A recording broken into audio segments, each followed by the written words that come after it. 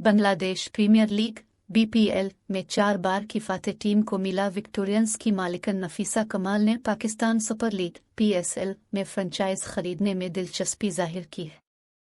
इस बात का इंकिशाफ बांग्लादेशी सहाफ़ी फ़हीम रहमान ने किया, जिनका कहना है कि कोमिला विक्टोरियंस की मालिकन नफीसा कमाल पीएसएल में टीम खरीदने की ख्वाहिशमंद हैं, लेकिन फ़िलहाल इस मामले में किसी किस्म की पेशरफ्त नहीं हुई। ये भी पढ़ें। ऑस्ट्रेलियावी क्रिकेटर स्टीव स्मिथ पीएसएल खेलने के लिए बेताब। पीएसएल में 2 कौन सी नई टीमें होंगी, जावेद आफरीदी ने बता दिया। इसके अलावा सहाफ़ी की जानिब से ये भी कहा गया कि इससे कबल नफीसा ने इजहार किया था कि वो अपनी फ्रेंचाइज को बढ़ाना चाहती हैं और गैर मुल्की टीम खरीदना चाहती है।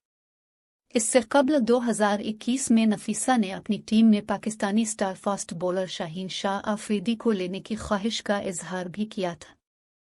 वाज़ेह रहे कि पीसीबी मैनेजमेंट कमेटी के सरबराह नजम सेठी ने 2 नई टीमें लाने का इंदिया दिया है। उनका कहना था कि टूर्नामेंट में टीमों की तादाद 10 तक बढ़ाना चाहते हैं। इसके अलावा पेशावर ज़ल्मी के मालिक जावेद आफरीदी ने भी नए सीज़न में सियालकोट और फैसलाबाद की टीमें आने का कहा है।